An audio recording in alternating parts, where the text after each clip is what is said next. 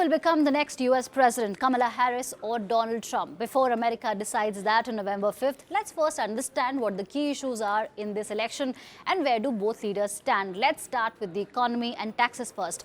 Rising prices have been a key concern for Americans in recent years, and polls suggest that a majority of Americans feel worse off than they did 4 years ago. While Donald Trump has promised to end inflation and make America affordable again, he has also promised to deliver lower interest rates, something the president does not control. He also says that deporting undocumented immigrants will ease pressure on housing costs. Kamala Harris has promised that her day one priority would be trying to reduce food and housing costs for working families. She's also assured to ban price gouging on groceries, help first-time home buyers, increase housing supply, and raise the minimum wage. Price gouging basically refers to when companies hike prices during emergencies, like doubling the price of bottled water during a hurricane. Now, Kamala Harris wants to raise tax rates on American households earning more than $400,000 a year. Trump has pledged to scrap taxes on tips, overtime, and social security benefits. In recent campaign speeches, former President Donald Trump has repeatedly floated a very radical idea, which is the elimination of individual income taxes. We need more clarity on that, but it's important to note that the individual income tax currently accounts for roughly half of the $5 trillion in revenue that the federal government brings in each year. Another important issue is the issue of abortion.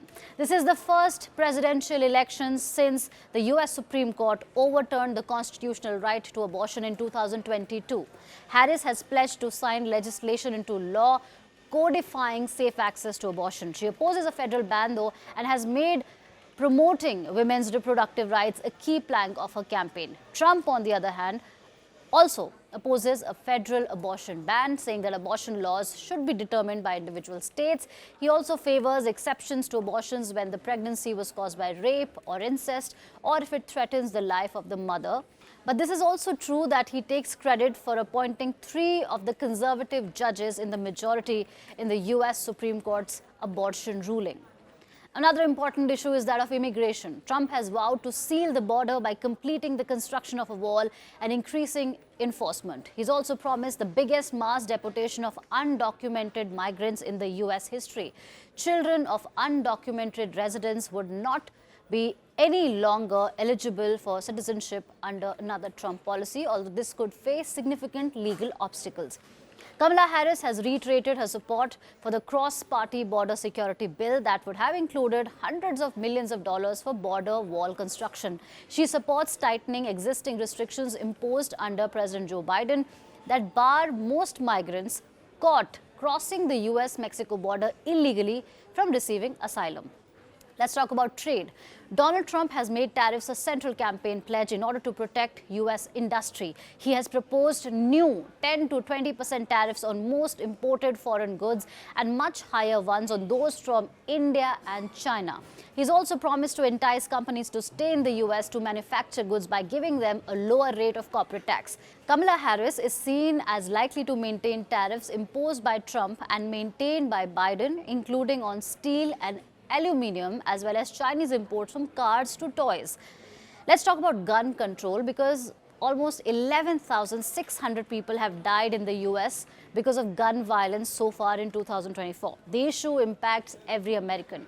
Kamala Harris, who is a gun owner, has made preventing gun violence a key pledge in her campaign, advocating for tighter laws, especially improving background checks and banning the sale of assault weapons.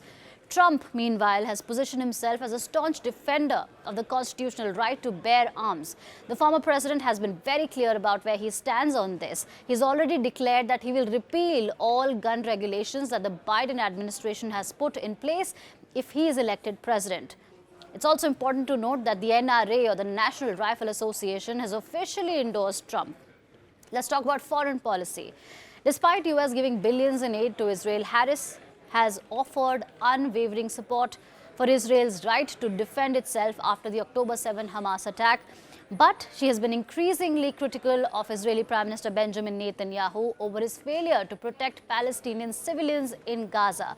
In her latest speech, she has vowed to end the Gaza war. Trump also has supported Israel in its fight against Hamas in Gaza, but he's also said that the conflict should end quickly. Kamala Harris backs continued U.S. aid to Ukraine as it battles Russia's invasion, whereas Trump has called for a negotiated peace between Ukraine and Russia.